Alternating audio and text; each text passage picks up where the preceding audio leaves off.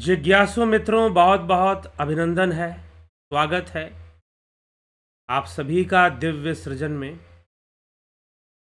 प्रत्येक दिवस की भांति आज फिर हम यहाँ पर यह लाइव चर्चा का कार्यक्रम शुरू कर रहे हैं। तो इस लाइव चर्चा का जो विषय है, ईश्वर निराकार है तो पत्थर में प्राण प्रतिष्ठा कैसे हो सकती है। 22 तारीख को अयोध्या श्री राम मंदिर में 22 जनवरी 2024 को प्राण प्रतिष्ठा का आयोजन है। माननीय श्री प्रधानमंत्री के कर कमलों से यह कार्य होगा। तो हमारा जो विषय है, कुछ लोगों का मानना है कि भाई हम तो ये प्राण प्रतिष्ठा को ढोंग मानते हैं। क्यों? क्योंकि भला वो ईश्वर जो निराकार है वो उसका क्या प्राण प्रतिष्ठा होगी, और भला पत्थर के अंदर कहां से प्राण आ जाएंगे। तो हम जो है इस विषय को ढोंग मानते हैं और यह कोई इसका कोई संबंध नहीं है। हाँ, कुछ लोग ऐसा दावा करते हैं कि इसका कोई सनातन धर्म से संबंध भी नहीं है। तो चलिए आज हम इस विषय पर थोड़ा विचार करेंगे। हालांकि ये दावा तो गलत ही है कि सनातन धर्म से कोई संबंध नहीं है।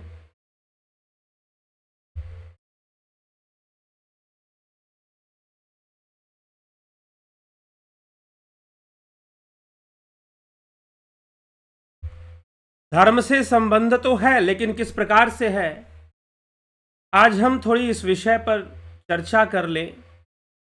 ईश्वर निराकार है और उसका वो कभी वो जो है इस तरह से हम नहीं कह सकते हैं कि जो निराकार परमात्मा है वो पत्थर में भला कैसे समा जाएगा। ठीक है, तो मनुष्य तो एक मकड़ी की पैर नहीं बना सकता, तो वो मूर्ति के अंदर प्राण कहां से ला देगा। तो अब इन विषयों को हम कैसे हम समझे कि ये जो प्राण प्रतिष्ठा हो रही है, क्या यह धार्मिक अनुष्ठान है और यह किस प्रकार से है, और यह अनुष्ठान सही है गलत है, और यह किया जाता है तो किस उद्देश्य से किया जाता है।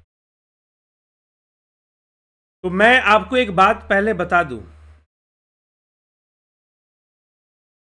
एक बात पहले समझने लायक बात क्या है कि मैं कई बार पहले भी ये बात बोल चुका हूं और भी एक वीडियो में मैंने ये बात कहा है। ईश्वर को साकार कहना चाहिए या ईश्वर को निराकार मानना चाहिए। ईश्वर को साकार माने हम या हम ईश्वर को निराकार माने, इसमें वेद मत क्या है, और जो वैदिक भाष्य देने वाले या प्रस्थान त्रयी का भाष्य देने वाले भगवान आदि गुरु शंकराचार्य, उनका मत क्या है, या और भी कई विद्वान हैं, या श्रीमद् भगवद गीता में भगवान कृष्ण ने कुछ बातें बताई हैं इस विषय में, वो क्या कहते हैं। तो पहली बात तो यह है कि ईश्वर साकार है या निराकार है। साकार है या निराकार है। श्रीमद् भगवद गीता का 12वां अध्याय, भक्ति योग नामक 12वां अध्याय हमें जरूर पढ़ना चाहिए। अर्जुन पूछता है कि यह सगुण उपासना श्रेष्ठ है या निर्गुण उपासना श्रेष्ठ है। तो भगवान कहते हैं कि भाई निर्गुण उपासक तो श्रेष्ठ होते ही हैं, इसमें कोई संशय नहीं है, लेकिन प्राथमिकता हमेशा सगुण उपासना की ही रहेगी और सगुण ही करना चाहिए। अब ये सगुण क्यों करना चाहिए, हमें उपासना किस ईश्वर की करनी चाहिए, सगुण की या निर्गुण की, प्रश्न ये है। तो अब अगर आप, मैं पहले भी कुछ व्याख्यानों में मैंने एक बात बोली है कि जो लोग सगुण की पूजा करते हैं वो कौन है, उनको हम जो लोग सगुन को परमात्मा मान के बैठे और कह रहे हैं कि यह जो सगुन रूप में जो मंदिर में जो मूर्ति है यही सब कुछ है, हो भी सकती है कि वो सब कुछ हो। ये कुछ बातों पे निर्भर करता है, ये कुछ बातों पे निर्भर करता है कि मंदिर की जो मूर्ति है वो सब कुछ है। ये कुछ बातों पे निर्भर करेगा। तो वो बातें कौन सी हैं, किन बातों पे निर्भर करेगा कि मंदिर की मूर्ति में पूरी शक्ति विद्यमान है या वो सब कुछ है?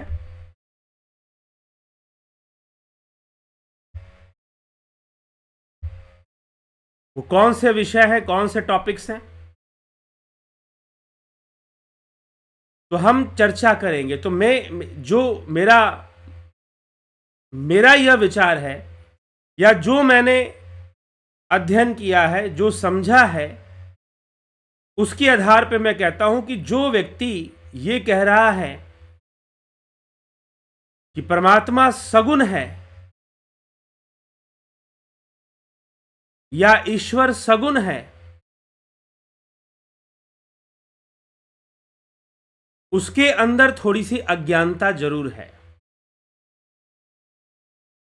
उसके अंदर थोड़ी सी अज्ञानता जरूर है। जो मात्र सगुण सगुण कहे जा रहा है, थोड़ी सी अज्ञानता ही मैं कहूंगा, ज्यादा अज्ञानी है मैं ऐसा नहीं कहूंगा। या फिर वो एक बहाव में कहे जा रहा है, एक प्रचलन में कहे जा रहा है, एक प्रचलन चल चुका है कुछ कहने का, तो सुनकर वो कहे जा रहा है। उसने सही से अध्ययन नहीं किया है या सही से विचारधारा को समझने का प्रयास नहीं किया है। लेकिन अगर कोई ये कह रहा है कि परमात्मा तो निर्गुण है और हमें निर्गुण परमात्मा की उपासना करनी चाहिए, हमें निर्गुण परमात्मा की, मैं तो निर्गुण को मानता हूं, मैं तो निर्गुण की पूजा करता हूं। कुछ लोग मुझे ऐसे मिले जो ये कहते हैं कि मैं निर्गुण की पूजा करता हूं, मैं निर्गुण की उपासना करता हूं। तो मैं एक बात यहां फिर पहले भी मैं कह चुका हूं ये बात, और किसी को बुरा लगता है, चाहे वो महामंडलेश्वर हों, चाहे किसी समाज के वो बहुत बड़े प्रचारक हों, कुछ भी हों, वो मुझसे प्रश्न कर सकते हैं इस विषय में, कोई भी हो। जो ये कहता है कि मैं निर्गुण की पूजा करता हूं, मैं तो निर्गुण की उपासना करता हूं, वो थोड़ा अज्ञानी नहीं है, वो महामूर्ख है। वो क्या है? महामूर्ख है वो।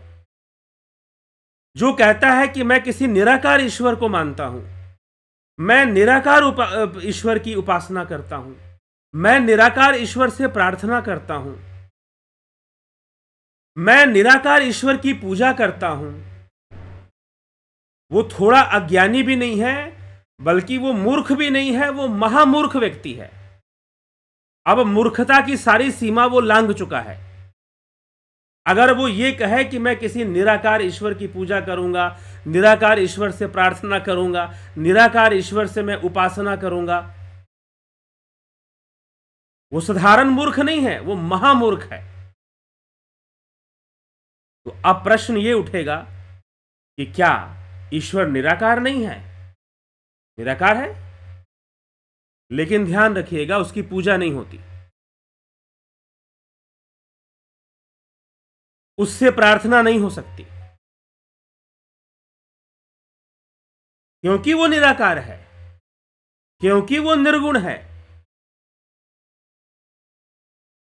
आप संसार में जितने भी क्रियाएं कर रहे हो, प्रार्थना कर रहे हो, पूजा कर रहे हो, सब गुण ही गुणों में बरत रहे हैं, गुण ही गुण में बरत रहे हैं। और वह ईश्वर तो गुणातीत है, क्योंकि उसे आपने निर्गुण कह दिया,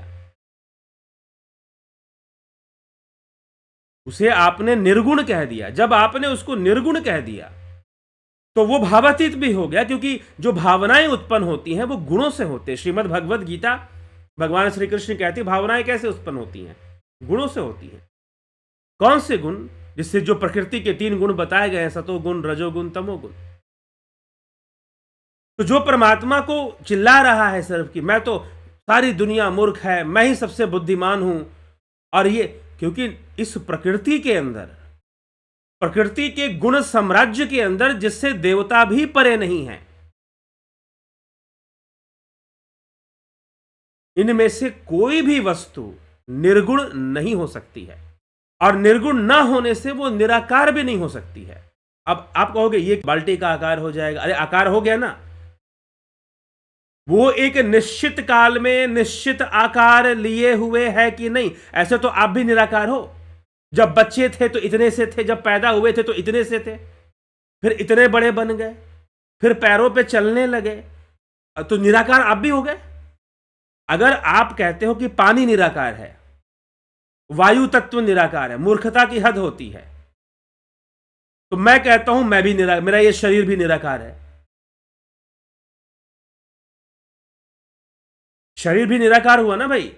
अगर कहते हो कि हमने मग्गे में पानी डाल दिया, अब क्या करें, लोग ऐसा ऐसा तर्क देते हैं। मग्गे में पानी डाल दिया तो पानी मग्गे का रूप धारण कर लेता है, बाल्टी का, उसका कोई आकार नहीं। पानी से कैसे तुलना कर रहे हैं? जिस भी वस्तु का मेजरमेंट हो सकता है उसे आप निराकार नहीं कह सकते। इसीलिए विज्ञान किसी निराकार तत्व को मानता ही नहीं है, एग्जिस्ट ही नहीं करता कोई निराकार वस्तु।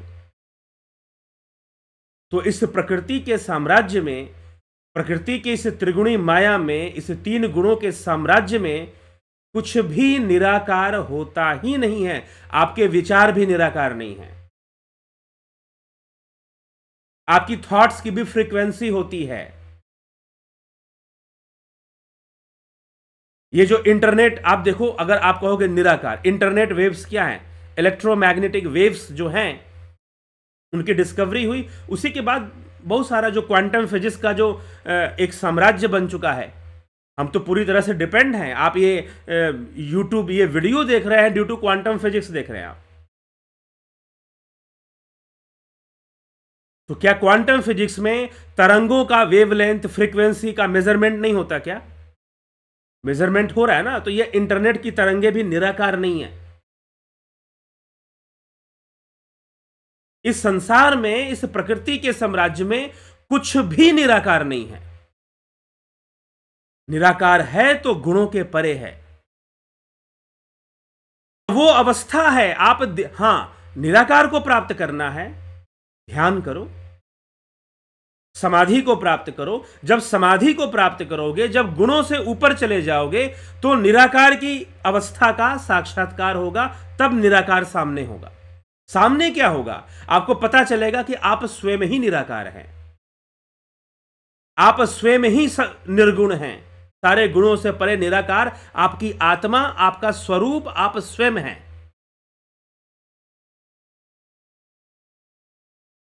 तो जो लोग ये कहते हैं कि ईश्वर निराकार निराकार, मैं कहता हूं वो मूर्ख भी नहीं है, वो महामूर्ख लोग हैं।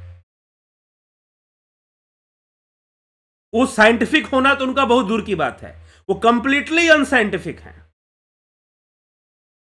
कंप्लीटली, पूरी तरह से गैर वैज्ञानिकता उनके अंदर आ चुकी है। महामूर्ख कैटेगरी में उनको रखना चाहिए, जो हमेशा ईश्वर निराकार है, वो अरे भाई, इस संसार में कुछ भी निराकार नहीं है। Nothing is formless, everything has form. कुछ भी ऐसा नहीं है जो फॉर्मलेस है। फॉर्मलेस अगर कुछ है तो इन गुणों से परे जाकर, तो यहां पर तो योग आ गया ना। आप ईश्वर के लिए, उस निराकार ईश्वर की प्राप्ति के लिए आप योग करेंगे। भगवान ने अर्जुन को योग का मार्ग दिखाया और एक कर्म का मार्ग, जो कि वो 4थे अध्याय में वर्णन करते हैं भगवान श्री कृष्ण। यज्ञ आदि कर्मों को करना चाहिए, इसके लिए कृष्ण ने कहा है। यज्ञ आदि कर्मों से स्वर्ग की प्राप्ति होती है, यज्ञ आदि कर्मों से मोक्ष किसी को नहीं मिलता। स्वर्ग की प्राप्ति होती है यज्ञ आदि कर्मों से, ना कि मोक्ष की प्राप्ति होती है। तो निराकार वस्तु, जिसे हम कहते हैं कि ईश्वर निराकार है, तो ईश्वर, उस निराकार की पूजा नहीं होती, उसकी उपासना नहीं होती। अगर आप हम उसकी उपासना करेंगे, हम उस निराकार परमात्मा से प्रार्थना करेंगे, काहे का प्रार्थना भाई? आपकी सारी प्रार्थनाएं सगुन होंगी। आपकी सारी प्रार्थनाएं सगुन होंगी। आप जो विचार पैदा करोगे या तो वो सात्विक होंगी, या तामसी होंगी, या राजसी होंगी। इन 3 कैटेगरी में वो आपके विचार आ जाएंगे।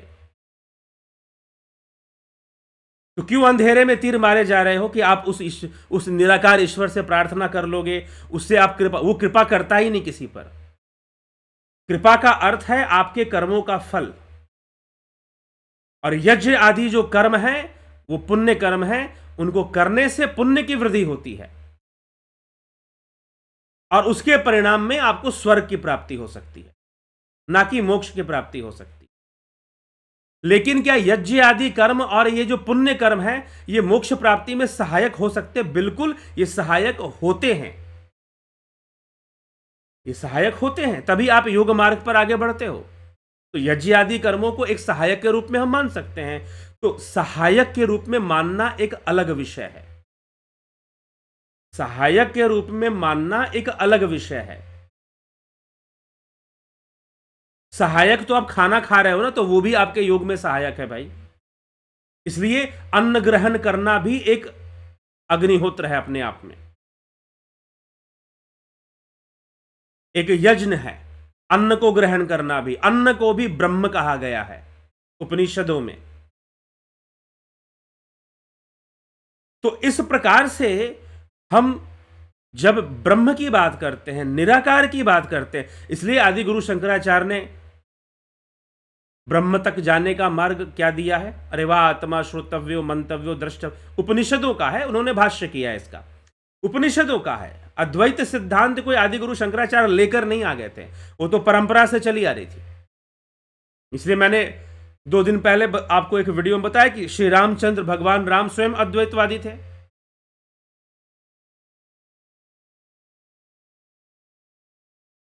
ठीक है, तो जो निराकार है, जिसका मेजरमेंट नहीं हो सकता, यू कैनॉट मेजर निराकार, आप उसका मेजरमेंट नहीं कर सकते, आप उसकी फ्रीक्वेंसी नहीं नाप सकते। आप कुछ अंधेरे में तीर मारे जा रहे हो। फिर जो व्याख्या है शास्त्रों के अनुसार, अद्वैत वेदांत के अनुसार, या भगवान कृष्ण भी कुछ उसमें कह रहे हैं। और जिस दिन आप कहोगे कि हम ईश्वर का मेजरमेंट कर लेंगे, वो ईश्वर कहां रहा? फिर तो अपने गॉड को टेस्ट ट्यूब में निकाल के ले आओ, और जो टेस्ट ट्यूब में आ गया वो गॉड कहां रहा? तो ये अंधेरे में तीर मारने वाली बात हो जाती है कि हम किसी निराकार को मानते हैं। निराकार को मानो मत। अगर आपको समझ में आ रहा है कि हां, शास्त्रों के अनुसार कि कोई निराकार तत्व है, तो उस निराकार तत्व तक पहुंचने के लिए उसका ध्यान होता है, योग होता है, उससे कोई प्रार्थना नहीं होती। वो आपके साथ, आपके ऊपर, वो मोक्ष का साधन है। इस गुणात्मक प्रकृति के बंधन से मुक्त होने का वो साधन अवश्य है। इसलिए ब्रह्म जो है वो मोक्ष का साधन है, वो परमार्थिक है। इसीलिए आप ध्यान करेंगे, और ध्यान के माध्यम आप शुद्ध स्वरूप, जहां कोई कल्पना नहीं होगी। कुछ लोग स्वरूप का अभ्यास कल्पना के रूप में भी करते हैं, ठीक है, प्रारंभिक साधनाओं के लिए ठीक है, लेकिन कल्पना कल्पना है, और वो सगुण होगी, निर्गुण नहीं होगी। तो जब हम कहते हैं निराकार, तो यह निराकार कहना भी साकार हो जाता है। यह निराकार कहना भी साकार हो जाता है। जब हम निराकार की भावना करते हैं तो वो भावना साकार होती है, ना कि निराकार होती है। ठीक है, वो भावना साकार होती है। अब बात ऐसा है कि आपको अगर इंग्लैंड घूमना है, और आप बातों में मैं इंग्लैंड की भावना करता हूं, मैं इंग्लैंड चला जाऊंगा, तो भावना करने से इंग्लैंड थोड़ी ना चले जाओगे। आपको वहां पहुंचना होगा, जाना होगा, फ्लाइट पकड़नी होगी। लेकिन उसी प्रकार से अगर हमें उस निराकार तत्व तक पहुंचना है, निराकार है, मैं ये नहीं कहता कि ईश्वर निराकार नहीं है, ब्रह्म निर्गुण तत्व ही है, ब्रह्म को निर्गुण तत्व ही कहा गया है। लेकिन अगर आपको वहां तक पहुंचना है, स्वरूप की उपलब्धि करनी है, वह स्वरूप है। इसलिए अयम आत्मा ब्रह्म स्वरूप, हमारा मूल स्वरूप, गुणों से परे, भावनाओं से परे, beyond your emotions, beyond your thoughts, उसे समाधि की अवस्था में आप उस निराकार तत्व से आपका साक्षात्कार हो जाएगा, आप उसमें स्थित हो जाएंगे। लेकिन उससे पहले जो आपका जीवन है, जो प्रकृति के वशीभूत है, इस प्रकृति के वशीभूत वाला जो जीवन है वो सब सगुण और साकार से ही चल रहा है। उसमें सब कुछ साकार ही है और उसमें सब कुछ सगुण ही है। आप जो खा रहे हो, पी रहे हो, जो सोच रहे हो, जो बोल रहे हो, आपके जो विचार हैं, उसकी भी फ्रीक्वेंसी मेजरमेंट की जा सकती है, उसका भी मेजरमेंट किया जा सकता है। आपके दिमाग में चलने वाले हर विचार की क्या फ्रीक्वेंसी है, ऐसी मशीनें आ गई हैं, उसको भी मेजर किया जाएगा। और फ्रीक्वेंसी होती है उसकी वेवलेंथ, वो भी निराकार तत्व नहीं है। आपका ये मन भी निराकार नहीं है, आपकी बुद्धि भी निराकार नहीं है, आपका अंतःकरण भी निर्गुण नहीं है और निराकार भी नहीं है। निर्गुण ना होगा तो निराकार भी ना होगा, यह ध्यान रखिएगा। जिस वस्तु के अंदर गुण होगा उसका कुछ ना कुछ मेजरमेंट निकलेगा, और जहां मेजरमेंट निकलेगा, नापतोल जहां हो गया, उस वस्तु को आप निराकार की संज्ञा कैसे दे सकते हैं?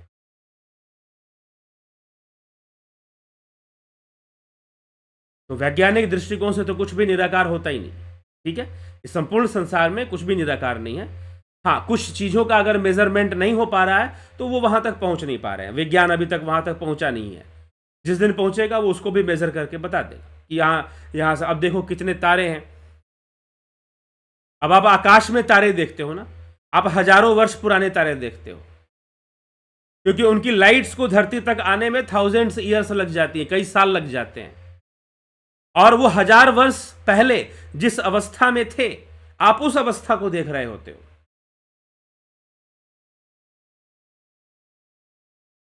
आप उनकी वर्तमान स्थिति को नहीं देख रहे होते।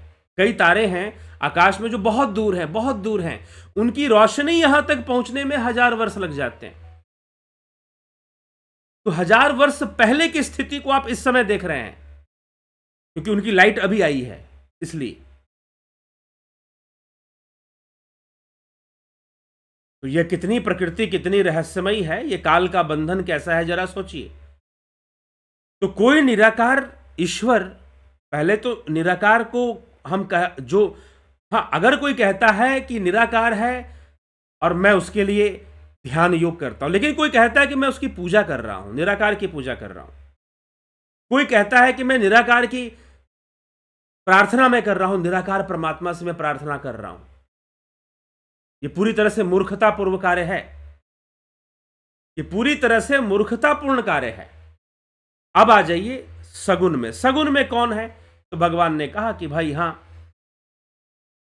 आप देवताओं की पूजा करते हैं। अब देवता की पूजा क्या है? देवताओं के स्वरूप क्या हैं? देवता जो देने वाले हैं, और सबसे बड़ा दाता सूर्य कहा जाता है। तो सूर्य हमारा देवता है। पृथ्वी पर हमें जो, अब हम थोड़ा सा अगर साइंटिफिकली इसको देखें, अल्टीमेट सोर्स ऑफ एनर्जी कहा जाता है सन को, वो हमें दे रहा है। तो सूक्ष्म तत्व हैं, अंतरिक्ष के देवता हैं, पृथ्वी के देवता हैं और आकाश के देवता हैं। सूर्य आकाश का देवता है, अग्नि पृथ्वी का देवता है,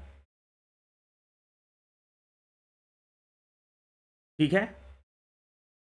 तो इस प्रकार से कुछ अंतरिक्ष के देवता हैं, इंद्र आदि, वायु आदि, ऐसे जो देवता हैं, इस तरह से उनको माना गया है। तो ये जो वास्तव में देवता कर क्या रहे हैं? देवता आपको जीवन दे रहे हैं। देवता आपको आपका जो जीवन चल रहा है वो देवताओं की, और वो दे रहे हैं बिना मांगे, आपसे कुछ मांग नहीं रहे हैं, वो बस दे रहे हैं, इसलिए उनको हम देवता कहते हैं। They are only giving without demanding. वो आपसे कुछ मांग नहीं रहे हैं, वो आपको दिए जा रहे हैं। इसलिए वायु देव हैं, अग्नि देव हैं, ये पंचभूतों को देवता कहा गया। इंद्रियों को भी देव रूप में देखा गया। फिर इसके अलावा जो विद्याएं हैं, जो भावनाएं हैं, उनको भी हम देवता कहते हैं। जैसे विद्या है, विद्या की देवी सरस्वती है। अब विद्या से हमें मिलता है, बहुत कुछ मिलता है। अगर हम विद्यावान बने, हम स्किल डेवलपमेंट अपना करें, हम विद्यावान बने, सरस्वती पूजा का प्रचलन, अभी सरस्वती पूजा बसंत पंचमी में आने वाली है। किस लिए हुआ सरस्वती पूजा का प्रचलन? इसलिए नहीं कि आप मूर्ति बिठाएं, पूजा वूजा करें और भूल जाएं, और साउंड सिस्टम लगाकर गाने गाएं, डांस गाएं और मूर्ति विसर्जन करके भूल जाएं। नहीं, सरस्वती पूजा का उद्देश्य है कि शिक्षा का प्रचार हो, लोग शिक्षा के प्रति, विद्या के प्रति जागरूक हों। इसलिए हमारे महापुरुषों ने इस तरह का विधान बनाया, और उसकी भावना की वृद्धि हो। किस भावना की वृद्धि? विद्या भाव की वृद्धि हो। वो विद्या की देवी है, तो विद्या भाव की हमारे अंदर वृद्धि होनी चाहिए, तभी हम विद्यावान बनेंगे। दुर्गा पूजा में हम शक्ति की भावना की वृद्धि करते हैं, तो पूजा का उद्देश्य क्या है? भाव वृद्धि करना, भाव वृद्धि करना। अब जो है, अब हम आते हैं, पूजा होती है तो भाव वृद्धि के लिए हम मूर्ति की स्थापना करते हैं।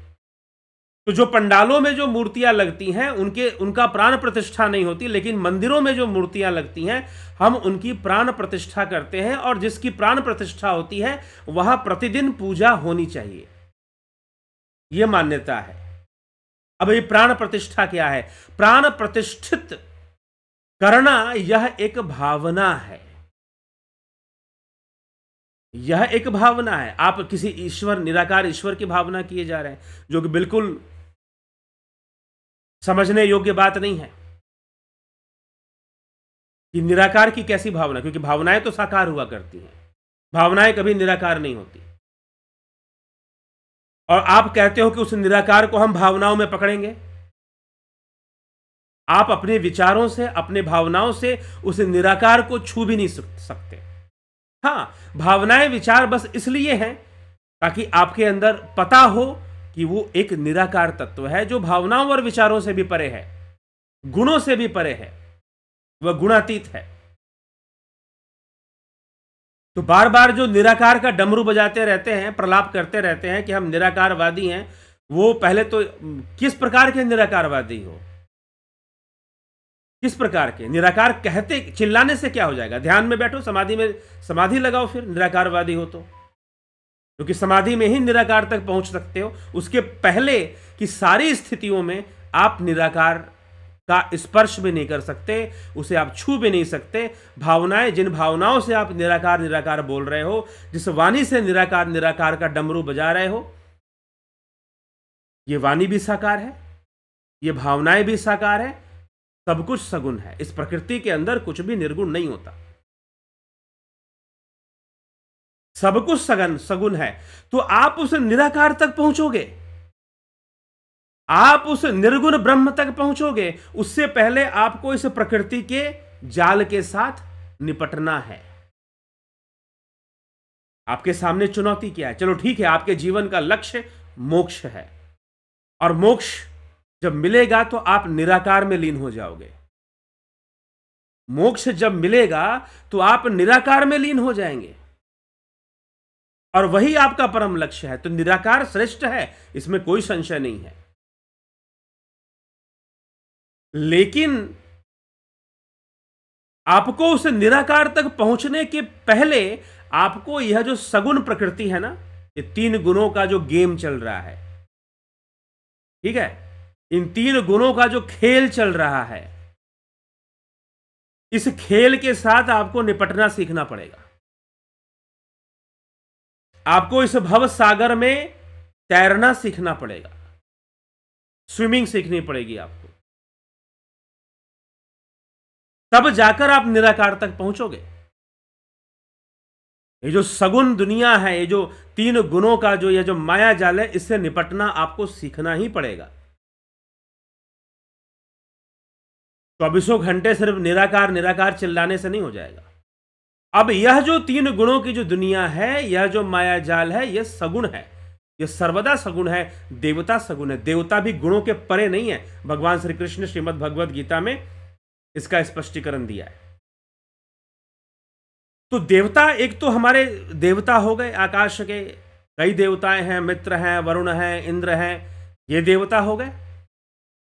कुछ लोग कहते हैं कि 33 करोड़ देवता हैं, गलती गिनती है ये।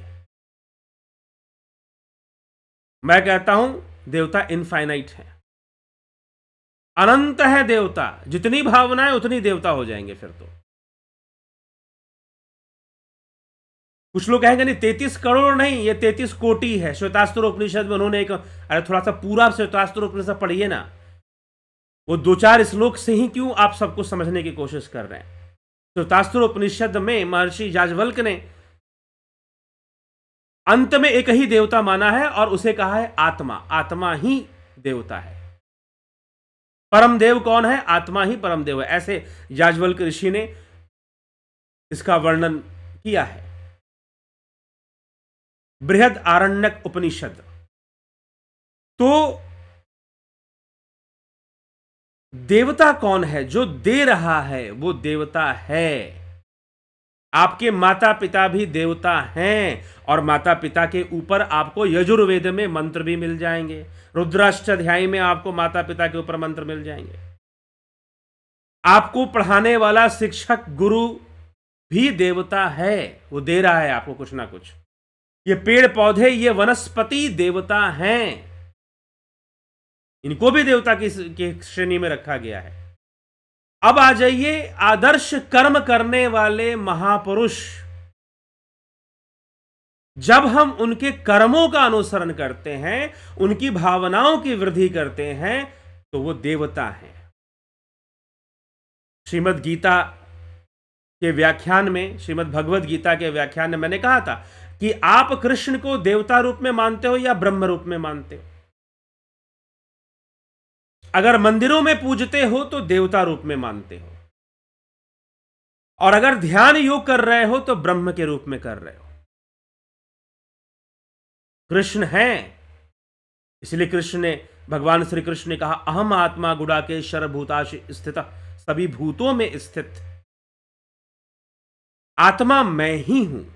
ये प्रथम उपाधि बताई भगवान श्री कृष्ण। जब अर्जुन ने पूछा कि आप अपनी उपाधियां मुझे बताइए, तो पहली उपाधि ये बताई भगवान ने कि सभी भूतों में स्थित आत्मा मैं ही हूं, क्योंकि वो उनका शुद्ध स्वरूप है। बाकी उपाधियां बाद में आती हैं, वो उपाधियां हैं। ये पहला जो उन्होंने बताई है, ये उपाधि नहीं है, उनका मूल स्वरूप है कि सभी भूतों में स्थित आत्मा मैं ही हूं।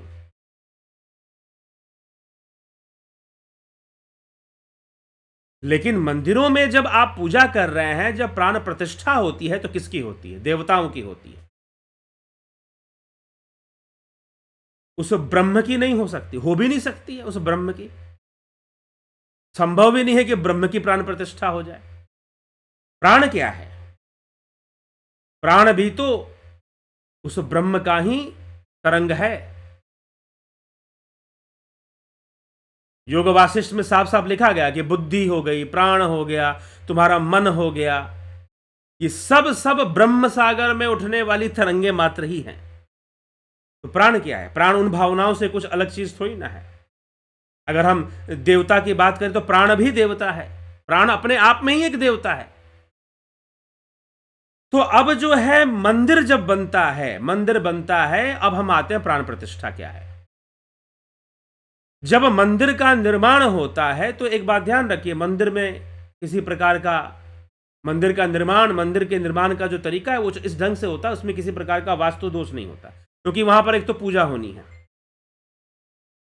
तो मंदिर में जब मूर्ति लाई जाती है, मूर्ति किस लिए लाई गई? मूर्ति लाने की आवश्यकता क्या है? भाव वृद्धि के लिए।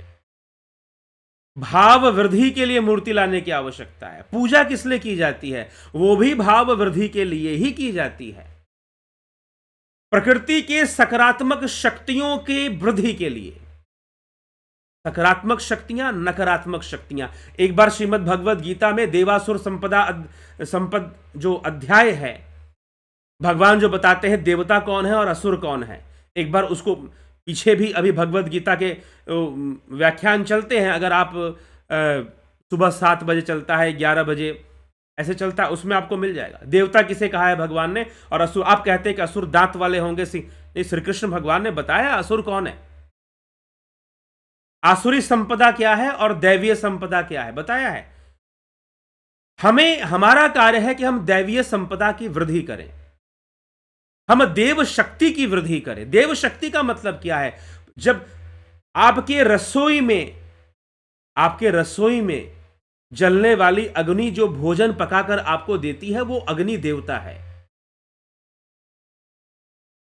आपके दिए में जलने वाली अग्नि जो रोशनी को फैला रही है, चाहे वो ट्यूबलाइट के फॉर्म में हो, है तो अग्नि ही, चाहे एलईडी लगा, वो देवता अग्नि है। लेकिन वो अग्नि जो आपके घर को जला देगी या जला देती है, भड़क जाती है और आग लगा देती है, वो आसुरी अग्नि है। वो उसमें असुर तत्व आ गया। असुर का आसुरी संपदा क्या है, दैवीय संपदा क्या है? हम दैवीय संपदा की वृद्धि हमें करनी ही चाहिए, चाहे मंदिर बनाकर करें, चाहे अपने घर में आप करो पूजा पाठ करके।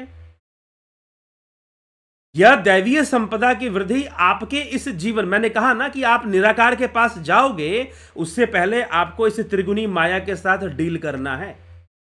आपको इस त्रिगुणी प्रकृति के साथ, इसकी व्यवस्था के साथ आपको निपटना है।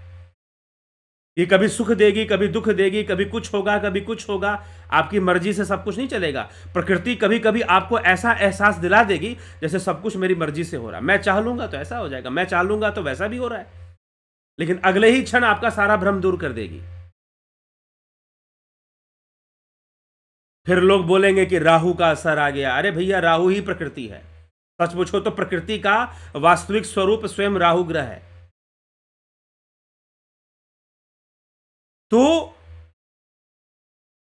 प्रकृति जो है, इस प्रकृति के साथ आपको, इस त्रिगुणी माया के साथ आपको निपटना है, और उसके लिए कर्मकांड का सिद्धांत है। उसके लिए कर्मकांड का सिद्धांत है। अग्निमय बुद्ध खरीद के पढ़ लो, कर्मकांड उसमें समझाया गया है। कर्मकांड क्या था अग्निमय बुद्ध में? इस त्रिगुणी प्रकृति के साथ निपटने के लिए कर्मकांड का सिद्धांत है।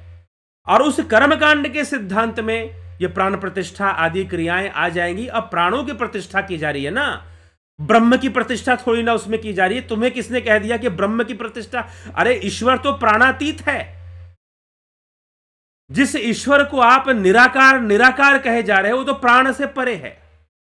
हां, एक बात मैं ये जरूर कहूंगा कि जो लोग ये कह रहे हैं कि भाई मूर्ति में प्राण प्रतिष्ठा हो गई तो ब्रह्म आकर उसमें बैठ गया, नहीं, उसमें शक्ति जरूर आ जाएगी, इसमें कोई संशय नहीं। अगर सही विधि से, सही योग्य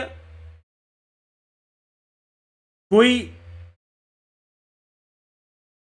ऐसा कोई शास्त्रों का प्रणेता और मंत्रों को सिद्ध करने वाला पुरोहित ब्राह्मण अगर प्रतिष्ठा करता है, प्राण प्रतिष्ठा करता है, तो उस मूर्ति में दैवीय शक्ति का पदार्पण अवश्य होगा। पहले तो यह समझना है। दूसरी बात, यह प्राण प्रतिष्ठा क्या है? क्या उसके अंदर प्राण चले जाएंगे? क्या वो पत्थर हाड़ मांस का होकर वो कुछ करके दिखा देगा? जी नहीं। उसमें दैवीय भावनाओं की स्थापना होगी मंत्रों उच्चारण से। दैवीय भावनाओं की स्थापना की जाएगी मूर्ति के अंदर मंत्रों उच्चारण से। उसके अलग अलग कई जगहों के नियम हैं। 5 नदियों से जल लाकर मूर्ति को स्नान कराना। अब एक और मान्यता है इसके पीछे कि मूर्ति जो है, क्योंकि प्रत्येक वस्तु भावनाएं ग्रहण करती है, दीवार भी भावनाएं ग्रहण करते हैं। तो मूर्तिकार ने बनाए हैं, कई लोगों के स्पर्श में आया है वो, तो स्पर्श में आने के कारण उसमें उसके अंदर जो भी भावनाएं हैं उसे हमें शुद्ध करना है। अब आप बोलोगे कि पत्थर में भला भावनाएं होती हैं? दुनिया में ऐसी कोई वस्तु नहीं है जो आपके विचारों और भावनाओं से प्रभावित ना हो। Power of subconscious mind. Subconscious mind पे जो एक्सपेरिमेंट हुए हैं, इसीलिए कहते हैं कि फलानी जगह जो है सुसाइड सेंटर बन जाता है। क्या हो गया भाई? फलानी जगह में वैसा वाइब्रेशन बन जाता है उसके अंदर। और जब किसी मूर्ति को अभिमंत्रित कर दिया जाता है तो उस मंत्र की वाइब्रेशन उसके अंदर स्थापित होती है। इसीलिए बाद में ये नियम बनाया जाता है कि उस मूर्ति के अंदर जो मंत्र की भावना या मंत्र की शक्ति जो स्थापित हो की गई है वो खत्म नहीं होनी चाहिए। इसलिए जो जिस मूर्ति की प्राण प्रतिष्ठा कर दी गई है डेली उसकी पूजा होनी चाहिए, नहीं तो उसका प्रभाव कम हो जाएगा, ऐसी मान्यता है। तो प्राण प्रतिष्ठा करना एक कर्मकांड का सिद्धांत है, दैव पूजा का सिद्धांत है, पूजा का विषय। यहां पर पूजा हो रही है।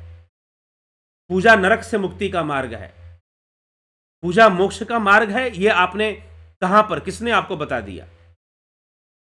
पूजा पुण्य वृद्धि का मार्ग है। आप निराकार तक पहुंचोगे उससे पहले आपको यहां पर डील करना। इसीलिए आदि गुरु शंकराचार्य उस मत में जो बाद में, हालांकि देखिए एक बात और है कि जितने भी आप संप्रदायों की बात करते हैं, शंकराचार्य संप्रदाय 4 मठ हैं, श्रृंगेरी मठ, ज्योतिष मठ, शारदा मठ और गोवर्धन मठ। तो ये जो मठ हैं इन सबका विकास बाद में हुआ। शंकराचार्य के जो परम शिष्य महामंडलेश्वर सुरेश्वरानंद जी जो थे, उनके शिष्य जो कि मंडन मिश्र, तो वो कर्मकांडी मीमांसा आचार्य थे। वो शास्त्रार्थ हुआ, आदि गुरु शंकराचार्य से पराजित हुए, उन्होंने उनसे दीक्षा ली, उनके शिष्य बने। और वो जो थे मिथिला का यह इतिहास है, वहां पर यह शास्त्रार्थ हुआ था। वर्तमान में बिहार लग जाएगा वो राज्य जहां पर आदि गुरु शंकराचार्य का ये सबसे ज्यादा प्रचलित और प्रसिद्ध शास्त्रार्थ है। तो उसके बाद ये सारी चीजें होनी शुरू हुई उनके 4 मुख्य शिष्यों के द्वारा। इसीलिए मैंने कहा कि शंकराचार्य एक दर्शन है। हमने उस दर्शन को कितना समझा है, अगर नहीं समझा तो ये संप्रदाय और सांप्रदायिक बातों से कोई लाभ मिलने वाला नहीं है। उस दर्शन को समझना हमारा उद्देश्य होना चाहिए, तभी हम आदि गुरु शंकराचार्य को समझ सकते हैं, जान सकते हैं। और अगर हमने वो जान लिया तो फिर बाकी कौन क्या कहता है, कौन क्या बोलता है, बोलने दीजिए। कोई अपने अहंकार में बोल रहा है, कोई किसी भावना से बोल रहा है, कोई राजनीति की भावना से प्रेरित है, कोई किसी भावना से प्रेरित है, किसी को लग रहा है कि हमारी गद्दी हमसे कोई ना छीन ले। तो बहुत तरह की भ्रांतियां हैं, उल्टा बंधन है। उल्टा लगता है कि भगवान आदि गुरु शंकराचार्य के दिखाए गए मार्ग के विरुद्ध मार्ग पर लोग चले जा रहे हैं, उन्हीं का नाम इस्तेमाल करते हुए। और ऐसा उसी संप्रदाय में हो रहा है, ऐसी बात नहीं है। दूसरे जगहों पर भी आप कबीर पंथ में चले जाएं तो आपको लगेगा कि कबीर के विरुद्ध ही विचारधारा को लेकर लोग शायद जीवन में आगे बढ़ रहे हैं। तो बहुत तरह की समस्याएं हैं, क्योंकि मठ पद, इसलिए जहां पर इंस्टीट्यूशनलिज्म आ जाता है, जहां संस्थानवाद आ जाता है, वहां पर विकार विकृतियां, बहुत सारी चीजें अपने आप आनी प्रवेश कर जाती हैं, इसमें कोई संशय नहीं है। हमें जो वास्तविक विषय है उसको हमें समझने का प्रयास करना चाहिए कि वास्तव में समझाया क्या जा रहा है। तो अगर भगवान राम की मंदिर की स्थापना हुई है और वहां पर प्राण प्रतिष्ठा होने वाली है, तो इसका अर्थ यह नहीं समझना चाहिए कि उस मूर्ति में ब्रह्म, अरे ब्रह्म तो सर्वव्यापी है, वो कहां से आएगा और कहां जाएगा। लेकिन यह जो मंदिर बना है वो कैसे बना है मंदिर, बताइए। आप कहते हो कि मंदिर फलाने ने बनवा दिया, अरे फलाना ना आता तो मंदिर बनता ही नहीं। ठीक है, कुछ लोगों के लिए ये बातें मैं कह सकता हूं कि सही है, लेकिन ये सारा कार्य प्रकृति का है, भाव शक्ति का है, भाव शक्ति का है। भावनाओं की शक्ति काम करती है। लाखों लोगों की भावनाएं एकाग्र होकर जब काम करती हैं तो प्रकृति भी उसी दिशा में सहयोग करना शुरू कर देती है। भाव शक्ति का है। हां, अब भावनाएं सही और गलत भी हो सकती हैं, गलत और सही भी हो सकती हैं, ऐसी बात नहीं है, लेकिन फिर भी एक शिखर तक पहुंचने वाली भावनाएं गलत नहीं होती हैं, उनके साथ लोगों का हृदय जुड़ा रहता है। तो यहां पर सगुण शक्ति काम कर रही है। मंदिर की स्थापना में सगुण शक्ति काम कर रही है और वहां पर सगुण शक्ति का ही वहां कार्य हो रहा है। और प्राण भी सगुण होते हैं, प्राण कोई निर्गुण तत्व नहीं है। अगर कहा जा रहा है कि प्राण प्रतिष्ठा होगी तो ऐसी भावना की जा रही है कि हे प्रभु, हम आपकी इस मूर्ति को सजीव मानेंगे,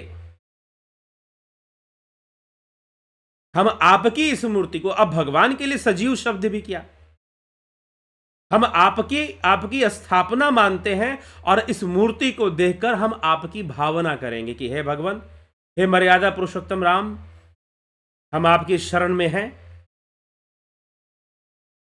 हम आपके कर्मों का अनुसरण कर पाए, हम आपके आदर्श का अनुसरण कर पाए। अनुसरण ही कर सकते हैं क्योंकि आदर्श का स्पर्श तो हो नहीं सकता। तो हम आपके ज्ञान के मार्ग पर हम चल पाए, आपकी भावना की रक्षा हम कर पाए, हम आपके भावना की रक्षा कर पाए और आपके भाव की वृद्धि कर पाए। तो अगर हम मंदिर बना रहे हैं, पूजा कर रहे हैं, प्राण प्रतिष्ठा कर रहे हैं, तो उसमें भाव शक्ति, मंत्र क्या है, भावनाओं की शक्ति को बढ़ाने का माध्यम है मंत्र का जाप। मंत्र जाप करके, मंत्र को सिद्ध करके, मंत्र में छुपी हुई भावनाओं को सबल किया जाता है एकाग्रता की शक्ति का प्रयोग करते हुए।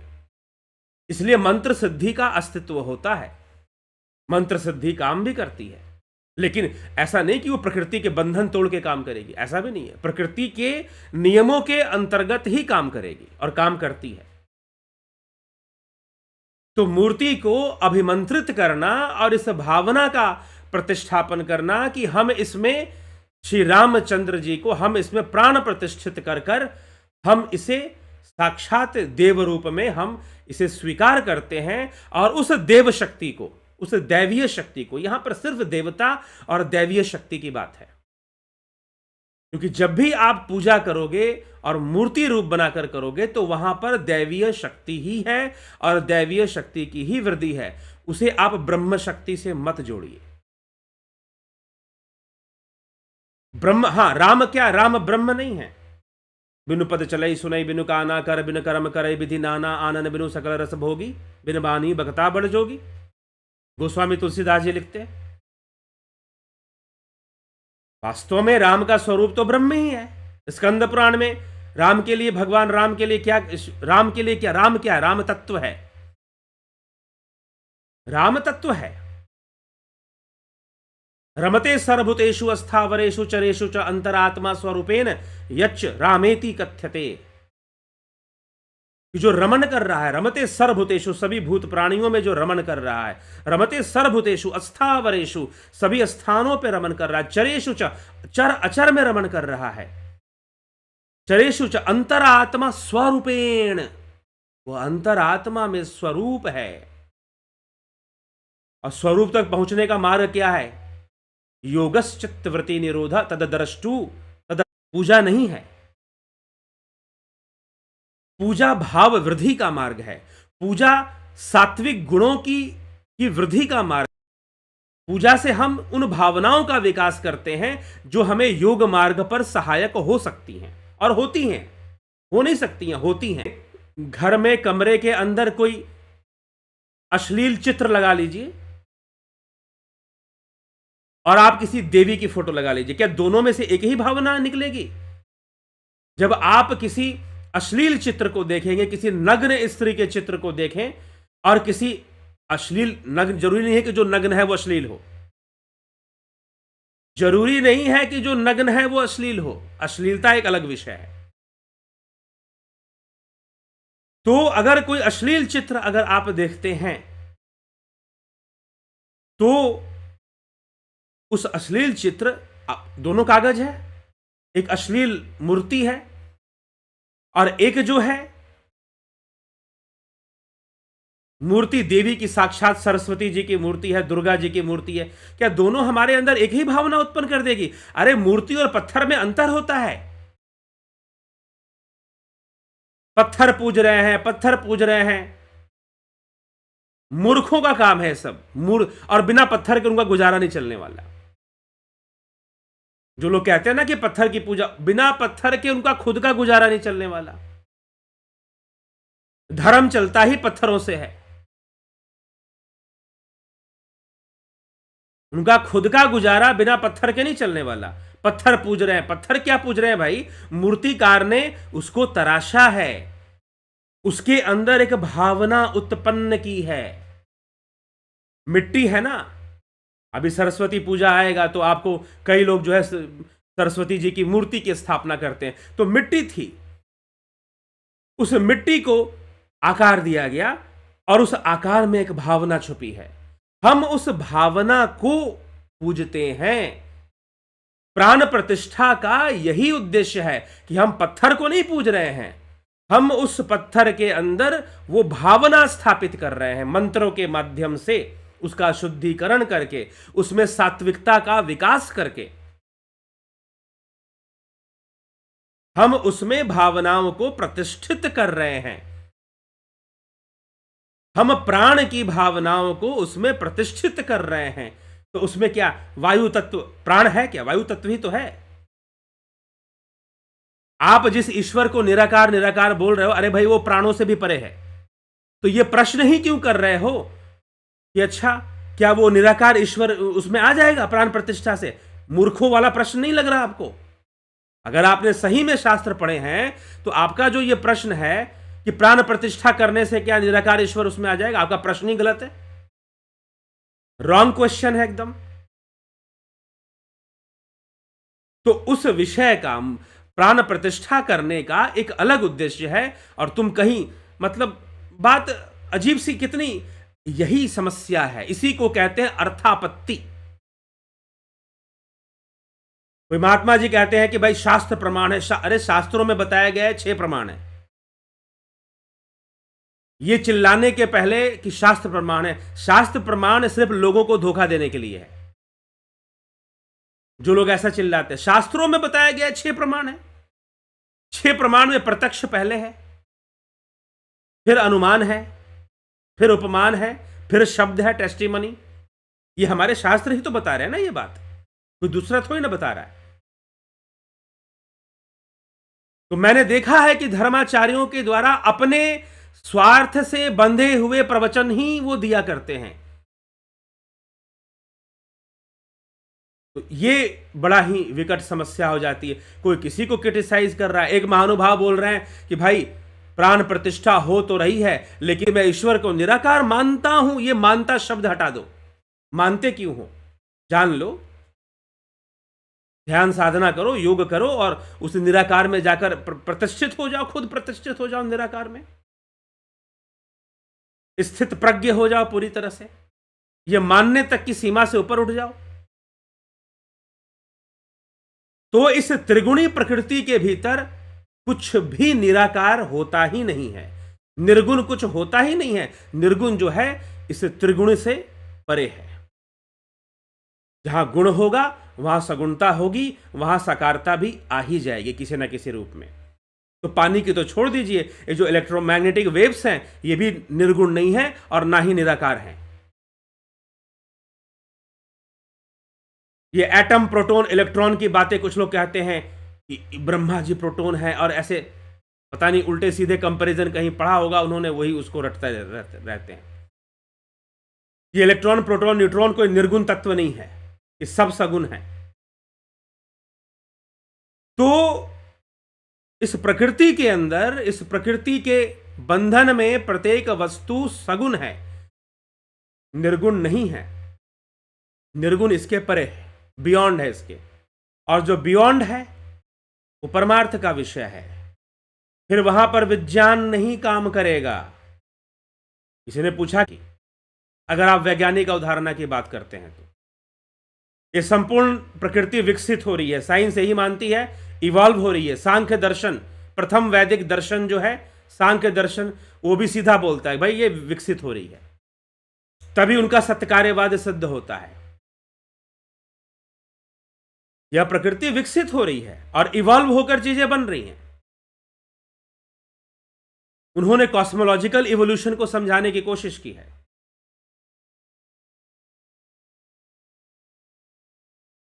प्रकृति विकसित हो रही है और विकसित होकर सृष्टि सामने आ रही है हमारे।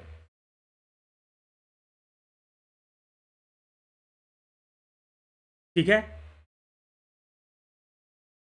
तो हमें इस बात पर गौर करना है, हमें इस बात पर विचार करना है। प्राण प्रतिष्ठा का अपना एक महत्व है, उस हम उसमें भगवान श्री राम की भावना की वृद्धि कर दें। उस मूर्ति के अंदर जिस मूर्ति की स्थापना की जा रही है, उस भावना की हम मंत्र शक्ति से, पूजा से, अनुष्ठान से, यह एक अनुष्ठान है। कर्मकांड सिद्धांत में जो आता है, नित्य निमित्त काम्य निषिद्ध, तो नित्य और निमित्त कर्म तो करने ही चाहिए। ये स्वर्ग का मार्ग बताया गया है, नित्य और निमित्त कर्म।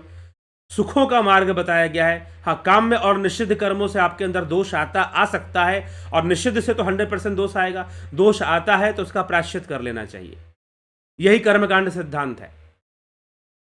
तो यह जो कार्य हो रहा है, प्राण प्रतिष्ठा का कार्य हो रहा है, ये अपनी जगह पर अपने उद्देश्य से ये सही है। उसको आप निराकार ब्रह्म से, अरे भाई आप, ये प्रश्न कितना गलत हो जाएगा। उस ब्रह्म को हम भावातीत कह रहे हैं, उस ब्रह्म को हम बुद्धि से भी परे कह रहे हैं, उस ब्रह्म को हम गुणों से, गुणातीत अर्थात ये जो ट्रिनिटी है, सतोगुण, रजोगुण, तमोगुण, इससे परे है वो। और अगर आप कहते हो कि नहीं इससे परे नहीं है, तो आप उसे निर्गुण नहीं कहोगे। और अगर आप इसे निर्गुण नहीं कहोगे तो ये कहीं ना कहीं इसकी निराकारता भी खंडित हो जाएगी। कहीं ना कहीं उसकी फ्रीक्वेंसी होगी, उस गॉड की, उस आपके परमात्मा की फ्रीक्वेंसी होगी, फिर वो आपके भावनाओं में रहेगा फिर। और जो भावनाओं में आ ही गया तो आप खुद ही उस परमात्मा को नीचा दिखाने की कोशिश कर रहे हो, जो निराकार है। तो वह जो ब्रह्म है वो तो सर्वव्यापी है, सर्वप्रतिष्ठित है। वो जब वो सर्वव्यापी और सर्वप्रतिष्ठित है, तो फिर ये कहना कदापि सही नहीं होगा कि भाई प्राण प्रतिष्ठा होगी तो उसमें ब्रह्म, क्या वहां भगवान आ जाएंगे, वहां ईश्वर स्थापित हो जाएगा? नहीं, हम श्री रामचंद्र जी हमारे देवता हैं। वो ब्रह्म रूप में भी, ब्रह्म रूप में वो भी निराकार हैं। श्री रामचंद्र जी भी ब्रह्म रूप में निराकार ही, कृष्ण भी। जब वो कहते हैं कि मैं आत्मा हूं, तो आत्मा रूप में तो भाई जो आत्मा सगुण तत्व है नहीं, वो निर्गुण तत्व है, तो निर्गुण ही कहा जाएगा फिर।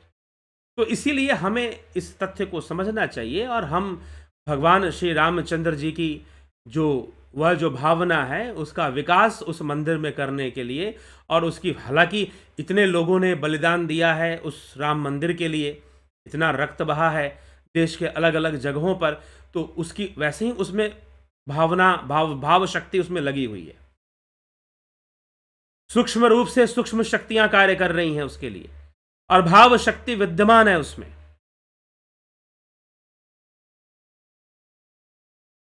ठीक है, भाव शक्ति उसमें शास्त्रीय परंपरा है प्राण प्रतिष्ठा की, तो उसके अनुकूल मंत्रों के द्वारा, अनुष्ठान के द्वारा मूर्ति को पवित्र करते हुए, जो है, पवित्र करने का मतलब क्या है?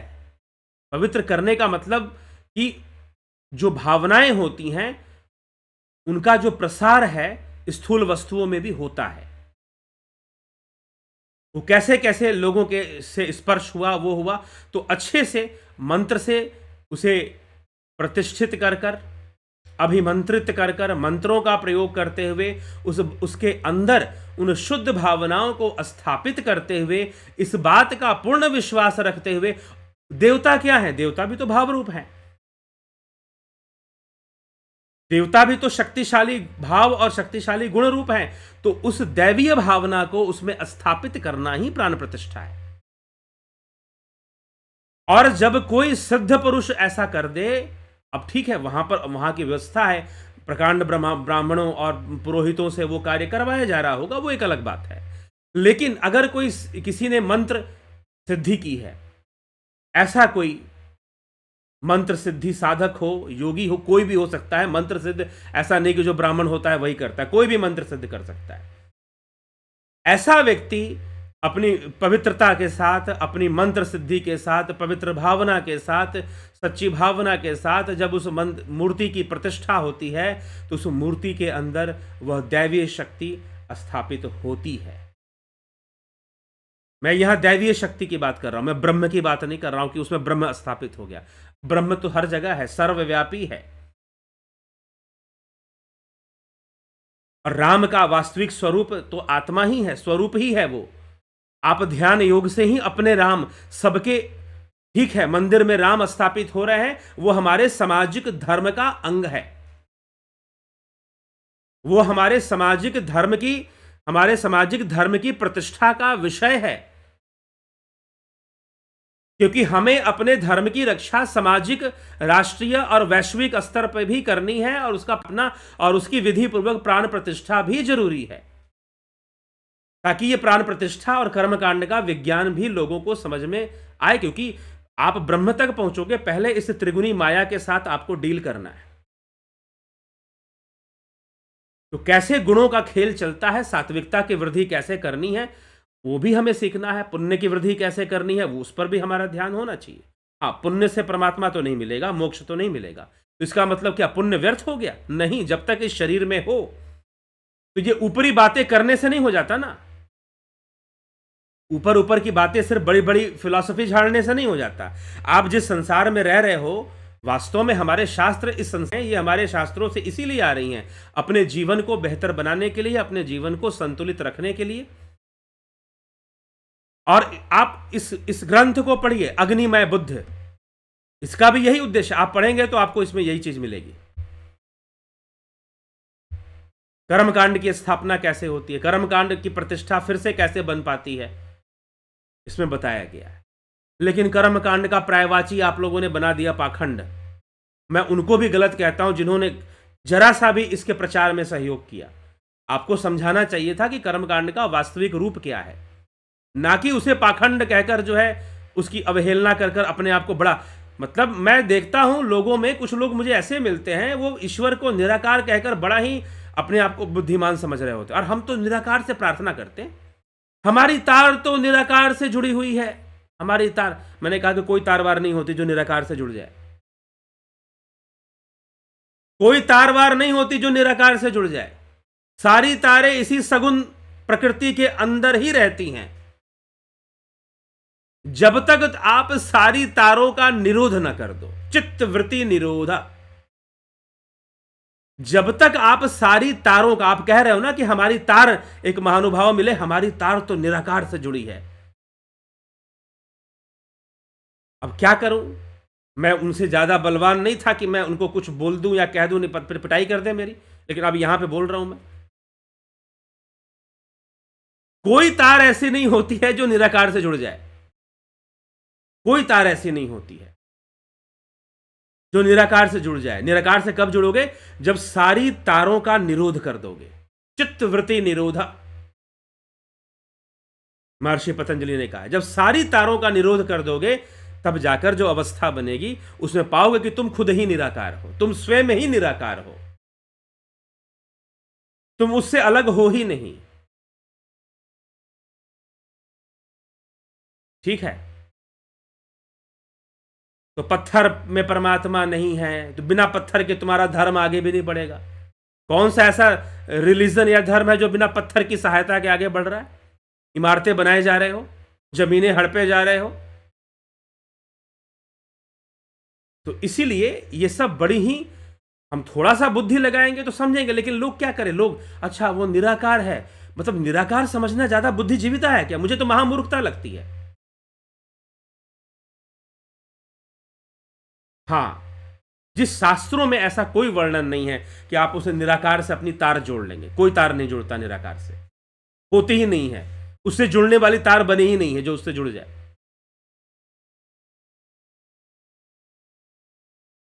इसलिए आदि गुरु शंकराचार्य ने कहा, न गच्छति विना पाणम व्याधि रौखद शब्दतः बिना अपरोक्ष अनुभूति शब्द ब्रह्मांड मुच्यते, ब्रह्म शब्दान मुच्यते। कि जिस प्रकार से पानी पानी कहने से प्यास नहीं बुझेगी, औषधि का नाम लेने से व्याधि दूर नहीं होती, औषधि का नाम लेने से व्याधि दूर नहीं होती, तो मुंह से ब्रह्म ब्रह्म कहने से ब्रह्म नहीं मिलने वाला आपको। ये निराकार निराकार बोलने से निराकार नहीं मिलने वाला आपको। आदि गुरु शंकराचार्य ने खुद लिखा है कि ब्रह्म ब्रह्म कहने से आपको ब्रह्म थोड़ी ना मिल जाएगा। बिना अपरोक्ष अनुभूति, क्योंकि संसार की जो अनुभूतियां हैं वो परोक्ष हैं। संसार की जो अनुभूतियां हैं वो परोक्ष हैं, इंद्रियों के माध्यम से हो रही हैं, इसलिए परोक्ष हैं। अपरोक्ष अनुभूति, बिना अपरोक्ष अनुभूति ब्रह्म शब्दैन मुच्यते। मात्र ये ब्रह्म ब्रह्म मुंह से बोलने से तुम ब्रह्म तक थोड़ी ना पहुंच जाओगे। तो इस विषय को समझना है। और इस तरह की बातों का प्रचार करने वाले कि हम तो समर्थन कर रहे हैं लेकिन हम तो मानते नहीं हैं कि ये प्राण प्रतिष्ठा, ऐसी, अरे तुम चुप रहो ना, तुम चुपचाप शांति से रहो। कौन तुमसे कह रहा है कि तुम समर्थन करो या ना करो? ठीक है, अपने आप को ज्ञानी समझे जा रहे हैं, तो चाहे कितने भी बुजुर्ग हों, वो कितने भी उम्र के हों, मैं यहां पर, और चाहे कितने भी प्रतिष्ठित पद पर बैठे हों, ऐसे लोग, तो ध्यान रखिए, निराकार से कोई तार ना जुड़ती है और ना जुड़ सकती है। चलिए, संपूर्ण तारों का निरोध कर दे। जितनी भी तारे हैं ना, आपकी वृत्तियों की तारे बना रखी हैं, भावनाओं की तारे, इन सबका जब निरोध हो जाएगा, आप निराकार में जाके स्थापित हो जाएंगे, और निराकार आपका स्वरूप ही है, कुछ और नहीं है। चलिए, तो इसी के साथ हम आगे बढ़ेंगे, और सबको समझना है। इन सभी विषयों को समझने के लिए ही ये जो पुस्तक है अग्निमय बुद्ध, ये कथानक है, एक हिस्टोरिकल स्टोरी लाइन है, ऐतिहासिक कथानक है। आप इसको जरूर लें, और जरूर लेकर आप सीधा मुझसे इसको प्राप्त कर सकते हैं। तो प्राप्त कर कर जो है आप इसका लाभ उठा सकते हैं। ठीक है, तो इस ग्रंथ की प्राप्ति के लिए, या फिर आपको ध्यान योग का कोर्स करना है। अब ध्यान योग का कोर्स किस लिए? उस निराकार तक पहुंचने के लिए है। 9661802459 इस नंबर पे आप संपर्क करें, और संपर्क 96618024, इससे आप पुस्तक को ले सकते हैं। और जो है ध्यान योग का कोर्स आप कर सकते हैं। तत्व रूप में उस सगुण निर्गुण में कोई भेद ही नहीं बताया गया। जब तत्व का ज्ञान हो जाता है, उस ब्रह्म को साधक योगी जान लेता है, तो संपूर्ण जगत ही ब्रह्ममय हो जाता है। गोस्वामी तुलसीदास जी कहते हैं, अगु नहीं सगु नहीं, नहीं कछु भेदा।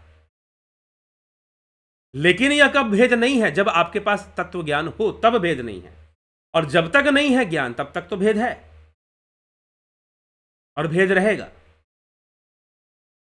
ठीक, तो इसलिए हमें यह बात गहराई से समझनी है। ध्यान योग का कोर्स निराकार की यात्रा है।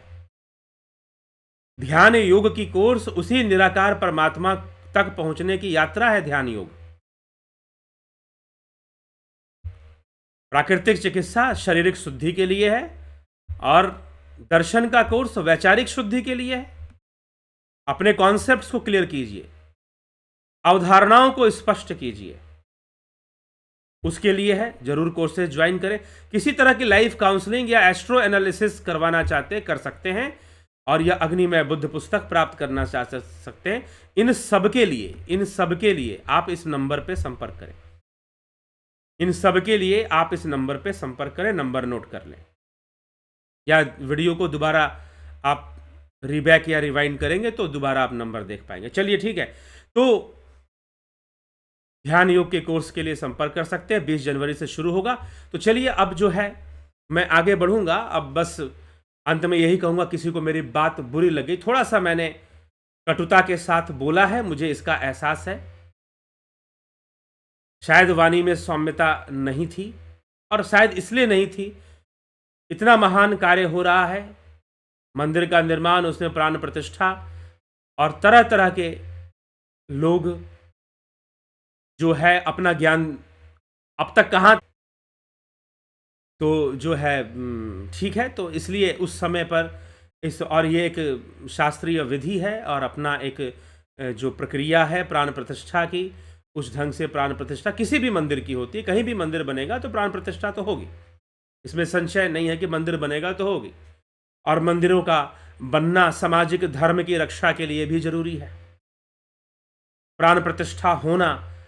तो इसीलिए हमें इन सब विषयों का ध्यान रखते हुए, मैंने बस कुछ लोगों ने थोड़ा सा मुझे आहत किया, तो मैंने कुछ, अगर मैं बोल गया हूं कुछ ऐसा, तो अगर आपको बुरा लगे तो मैं क्षमा प्रार्थी हूं उसके लिए, ठीक है।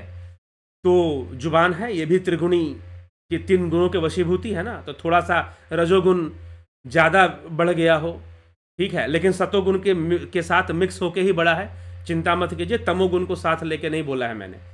तो हाँ, वैसे तो संसार में कोई भी कार्य तमोगुण के का आधार लिए होता भी नहीं है, ठीक है। वो एक उसका जो आवश्यकता अनुसार जितनी उसकी आवश्यकता है, तमोगुण की उतनी आवश्यकता है, वो रहेगा, लेकिन उसकी अत्यधिक वृद्धि जो है हमें पतन के मार्ग पर ले जाती है, वो एक अलग बात है। तो यहां पर जो भी मैंने बोला है, रजोगुण की थोड़ी वृद्धि मेरे अंदर हो गई हो और मैंने थोड़ा सा उग्र होकर बोल दिया हो या आपको बुरा लग गया हो, तो उसके लिए मैं क्षमा प्रार्थी हूं। और इसी के साथ विचारों को विराम देंगे और कल फिर जो है हम मिलेंगे। लेकिन आपके कमेंट्स मैंने नहीं पढ़े, पढ़ भी नहीं पाऊंगा, लेकिन फिर भी मैं देखूंगा जरूर और नाम जरूर आपका कर लेते हैं। लवकुश वर्मा जी, नवज्योति नाथ जी, योगेश खैरनर जी, रतन सिंह जी, मेहराम चौधरी जी, राजू पाल जी, विक्रम सिंह जी, स्वामी जी प्रणाम, यह फ़ोन नया दिया, ठीक है। संतोष कुमार जी, तीरथ दास जी, पोस्ट प्रकाश शर्मा, सृजनी महंता जी, गोविंद प्रसाद नीमा जी, जे जायसवाल, नरेंद्र माकुड़े, श्वेता राय सिन्हा जी, आशा रानी जी, रूपलाल विश्वकर्मा जी, स्वामी भक्त देव सहयोगी, ओम पूर्णमदा पूर्णमिदम, ठीक है। मीना शारदा जी, विष्णु चंद्र मौर्य जी, विनोद कुमार शर्मा, लक्ष्मी कौर, सर मृत्यु पहले से निश्चित है। कर्म आधारित अगर हम मानते हैं तो कर्मों के आधारित पर वो निश्चित ही है। हाँ, कर्म कुछ ऐसा आपसे हो जाए जिससे कि आपकी आयु बढ़ जाए, ये संभव है। आपसे कुछ ऐसा पुण्य हो जाए, आपसे कुछ ऐसा योग हो जाए कि आपकी आयु बढ़ जाए, यह भी संभव है। तो ये एक थोड़ा सा निश्चित है कहने का मतलब ये नहीं कि आपने जिस समय जन्म लिया उस समय मरने की तारीख निश्चित हो गई, लगभग निश्चित है वो भी 90%, लेकिन उसमें भी इस बात की संभावना है कि आपसे इस बीच में कुछ ऐसे, जैसे कि आदि गुरु शंकराचार्य की मृत्यु 8 वर्ष में निश्चित थी, लेकिन शर्त थी कि अगर संन्यास योग हो जाएगा तो डबल हो जाएगी, तो वो दुगनी हो गई, 16 वर्ष में चली गई। 16 वर्ष में शर्त थी कि अगर देवयुग हो जाएगा तो और दुगनी हो जाएगी, तो कुल आयु उन्होंने 32 वर्ष की बिताई आदि गुरु शंकराचार्य ने। तो अगर आपको कोई देव योग, आपको कोई पुण्य का योग मिल जाता है तो आयु की वृद्धि ना हो सकती है, ऐसा नहीं है। तो निश्चित तो है, लेकिन उसमें परिवर्तन कर्म के ऊपर, कर्म आधारित होकर परिवर्तन भी आ सकते। चलिए, ये एक गहन विषय है, कभी और चर्चा इस पर विस्तार से करेंगे। कन्हई कुमार जी, किशोर वैद्य जी, विनोद के सूद, राकेश मराठे जी, संतोष वाड़गावेंकर, नत्थु सिंह, अमन कक्कर, सोनी पंडित, शर्मा मनोज, एके त्यागी, सतीश मास्टर, दयानंद जी, मीना तोदई जी। एलियंस होते हैं? अगर हाँ तो, और इनमें भी अच्छे और बुरे एलियंस। एलियंस का अर्थ क्या है? What is the literal meaning of aliens? What is the literal meaning, जो एटाइमोलॉजिकल मीनिंग है एलियंस का क्या है? बस एलियनेटेड लोग जो हैं वो एलियंस हैं। अगर आप अमेरिका के चले जाओगे तो आप अमेरिका के लिए एलियंस हो, क्योंकि आप बाहर से आ रहे हो, ठीक है। तो जो जो मीनिंग मैं बता रहा हूं, हाँ, इस वर्ड का इस्तेमाल हम लोग कहते हैं दूसरे ग्रहों से आने वालों के लिए, लेकिन जो इसका अर्थ है वो ये नहीं है कि दूसरे ग्रहों के आने। तो एलियंस होते हैं, नहीं होते हैं, कभी बाद में इस पर चर्चा होगी। सगुन उपासना किसकी करे? चतुर्भुज भगवान विष्णु की या भगवान कृष्ण के? जिसकी भाव वृद्धि करनी है उसकी करें। अगर आपको लगता है कि शक्ति की भाव वृद्धि करनी है, दुर्गा जी की करिए। अगर आपको लगता है कि विद्या भाव की वृद्धि करनी है तो सरस्वती जी। आपको लगता है कि घर के बच्चे पढ़ नहीं रहे हैं, पढ़ाई लिखाई सही से नहीं कर रहे हैं, जरूर सरस्वती पूजा करिए घर के भीतर। ठीक है, तो मुझसे कोई पूछता ना कि आपके इष्ट देवता, नहीं भाई, मुझे अगर शक्ति आराधना करनी है तो मैं दुर्गा जी की आराधना करूंगा, मुझे विद्या आराधना करनी है, विद्या भाव की वृद्धि करनी है तो सरस्वती की पूजा करूंगा। तो आप किसी एक को नहीं मानते, और एक है, क्यों मानूं? इतने सारे भावनाएं हैं, जीवन के इतने सारे अंग हैं, और जीवन में हमें जो सपोर्ट मिल रहा है जिन जिन अंगों से, जिन जिन देवताओं से, मैं उनकी आराधना उसके लिए करूंगा ना। तो यहां पर किसी एक को मानने का विषय नहीं है, देव पूजा में किसी एक को मानने का कोई मतलब नहीं है। यह भी एक भ्रम है। हां, इष्ट देवता होना अलग बात है कि हमारे कोई इष्ट देवता है जिनको हम प्रमुख मानते हैं। तो इसके लिए मेरा विचार है कि इसके लिए आप अपने थोड़ा सा आप जन्म ज्योतिष का सहारा लेकर पता करना चाहिए कि हमारे कुंडली में कौन से ग्रह खराब हो रहे हैं, किस तरह की चीजें बन रही हैं, उसके अनुकूल किस देवता की हमको इष्ट माने, या फिर आपका मन जिससे जुड़ता है, सकारात्मक वाइब्रेशन ज़्यादा आपको अनुभव होती हैं, उनको आप इष्ट मान सकते हैं। लेकिन अलग अलग समय पर अलग अलग देवताओं की पूजा करना, शक्ति की आराधना करना, विद्या की आराधना करना, यह एक अलग विषय है। तो अगर आपको शक्ति भाव की वृद्धि करनी है, दुर्गा जी की आराधना करिए, या काली जी, जो भी उस श्रेणी में, हनुमान जी भी आ जाएंगे मैं कहूँगा तो, लेकिन मुख्य रूप से दुर्गा जी का स्वरूप ही उसमें मान्य है। अगर आपको विद्या भाव की वृद्धि करनी है, सरस्वती जी की पूजा कीजिए। चलिए, सब करिए, मैं तो कहूंगा जितने देवी देवता हैं उनका सम्मान कीजिए, माता पिता का भी सम्मान कीजिए, माता पिता भी देवता हैं। घनश्याम सरोदे जी, एक गाड़ी खरीद के आदमी लाता है, नया नया गाड़ी खरीदेगा, और जब गाड़ी खरीदेगा तो मंदिर के सामने ले जाके लगा देगा, पंडित जी से बोलेगा पंडित जी पूजा कर दीजिए। भाई, वो गाड़ी भी देवता रूप में है, क्योंकि वो आपको क्या कर रहा है, कुछ दे रहा है, उसको भी सम्मान से रखना है।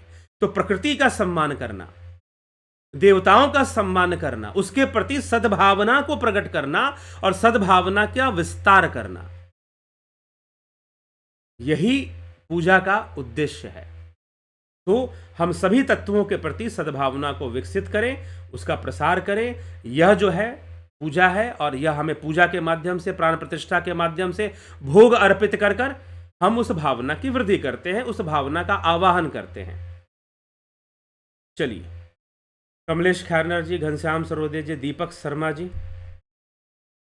वेद प्रकाश पंत जी, मेरी धर्मपत्नी जी पिछले 2-3 सालों से योग करती हैं, सूर्य भगवान को देखकर कहती हैं कि इनका रंग सफ़ेद नहीं है, नीला है। ऐसा क्यों कहती हैं, अब वही जाने क्यों कहती हैं। हाँ, सूर्य के अंदर सभी रंग हैं, सूर्य के अंदर नीला रंग भी है, ये कहना गलत तो नहीं है, लेकिन जो है अब, लेकिन वो किस ढंग से करती हैं, ये उनकी साधना पद्धति क्या है मुझे थोड़ी ना पता है। तो पाक शालिका, राधे राधे, ठीक है। रामविलास जी, पुष्पा शर्मा जी, बताओ जी, 19 नवंबर 19 व्यक्तिगत रूप से अगर आपको ज्योतिष विश्लेषण करवाना है तो व्यक्तिगत रूप से आप संपर्क कीजिए, व्हाट्सएप नंबर पर कांटेक्ट कीजिए, फिर चर्चा की जाएगी। प्रेम सागर जी, धन्यवाद। भारत विनोद कुमार शर्मा जी, बहुत ही स्पष्टता से आपने विषय को समझाया, बहुत बहुत धन्यवाद। समझिए, जानिए और आगे फॉरवर्ड कीजिए, ठीक है, वीडियोस को फॉरवर्ड कीजिए, और इस चक्कर में मत पड़िए कि ये निराकार निराकार, अरे वहां कुछ और कार्य हो रहा है, उसको निराकार की फिलॉसफी वहां जोड़ने की जरूरत ही क्या है। ठीक, सर मृत्यु पहले से निश्चित होती है, बता दिया, इस पर मैंने बोल दिया पहले ही।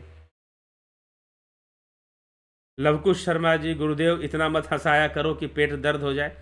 हंसाया कहाँ मैंने भाई, मैं तो डरा हुआ हूं कि मुझसे कुछ निराकारवादी नाराज हो गए होंगे, क्योंकि अपनी तार जोड़ते हैं, मैं ऐसी कोई तार ही ना बनी जो निराकार से जुड़ जाए, ठीक है। तो ये जो है, मैं तो खुद डरा हुआ हूं कि कहीं मेरे मेरे मुझे कुछ कोई कहे ना, भाई निराकारवादी आ जाए, फोन कर दे मुझको कि भाई तू बहुत बोल रहा है, तेरा चैनल बंद करवाते हैं, ठीक है। तो चलो, तो ये सब बहुत सारी चीज़ें हैं, लेकिन आप लोग का साथ है तो सब कुछ आगे बढ़ता रहेगा, चलता रहेगा। जो समझते हैं, जिन्होंने वाकई में थोड़ी सूक्ष्मता से अध्ययन किया है शास्त्रों का, एक भी शास्त्र सूक्ष्मता से पढ़ लो। मैं कहता हूँ श्रीमद् भगवद गीता ही सूक्ष्मता से अध्ययन करो, ऊपर ऊपर से फॉर्मेलिटी के रूप में नहीं, ठीक है। तो जाकर आपको बातें समझ में अपने आप आने लग जाएंगी। बिना प्राण प्रतिष्ठा के अगर कोई मूर्ति स्थापित किया जाए तो क्या उसमें कोई नकारात्मक ऊर्जा वास करती है? ऐसा मैंने सुना है। हाँ, कर सकती है वास। अगर उसका हाँ, अगर उसकी डेली पूजा हो रही है और नकारात्मक ऊर्जा और सकारात्मक ऊर्जा की क्या गतिविधियां होती हैं, अगर सूक्ष्म समझ है तो बिना साधना, बिना अनुसंधान के इस विषय का सूक्ष्म समझ नहीं बनता। इसलिए कई लोग कहते हैं हम हनुमान जी की पूजा करते हैं और हमारा शरीर कांपता है। मैंने, हनुमान जी तो नहीं कांपते थे भाई, तुम्हारा शरीर क्यों कांपता है? तो मेरे ऊपर हनुमान जी क्यों तुम्हारे ऊपर आएंगे? सिद्ध योगी हैं, उनको क्या जरूरत तुम्हारे ऊपर आने की? ठीक है, मूर्ति पूजक तो रामकृष्ण परमहंस भी थे, लेकिन एक बार वो किसी गांव में गए, वहां पर उनको बुलाया गया कि काली जी आ गई हैं, काली जी आ गई हैं और काली जी ऐसे घूम रही हैं। उन्होंने एक चांटा घुमा के मारा कि कोई काली जी ऐसे नहीं आती है। उनके सामने तो काली साक्षात प्रकट हो जाती थी, तो दैव रूप में प्रकट होती थी, तो इसीलिए दैवीय शक्ति के रूप में वहां पर स्थापित है। तो ये एक अलग बात है। तो अगर मूर्ति की प्राण प्रतिष्ठा ना हुई हो तो उसे एक अनुष्ठान के माध्यम से, मंत्रों के उच्चारण से, अनुष्ठान से, यज्ञ से प्राण प्रतिष्ठा कर लेनी चाहिए। ठीक है। हाँ, अगर डेली पूजा हो रही है और वहां पर सकारात्मक ऊर्जा का, देखिए, सकारात्मक ऊर्जा लाने का कर्तव्य आपका है, इसीलिए प्राण प्रतिष्ठा की जा रही है, क्योंकि उस मूर्ति में पहले से सकारात्मक शक्ति या सकारात्मक भावना स्थापित नहीं है, या दैवीय शक्ति कहिए। लेकिन दैवीय शक्ति को समझने के पहले दैवीय संपदा को भी समझना चाहिए। तो मंत्रों से अभिमंत्रित कर कर हम उसमें प्राण की भावना करते हैं, क्योंकि प्राण भावना का विषय हो सकता है, निराकार ब्रह्म कभी प्राण का विषय नहीं हो सकता। तो यह प्रश्न कितना गलत लगता है कि प्राण प्रतिष्ठा कर देंगे तो उसमें ब्रह्म, क्या ईश्वर आ जाएगा?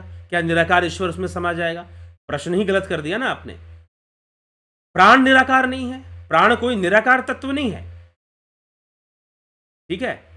तो इन सब विषयों को जब तक सूक्ष्मता से हम नहीं इन पर विचार करेंगे, तब तक ये सारी समस्याएं बनी रहेंगी।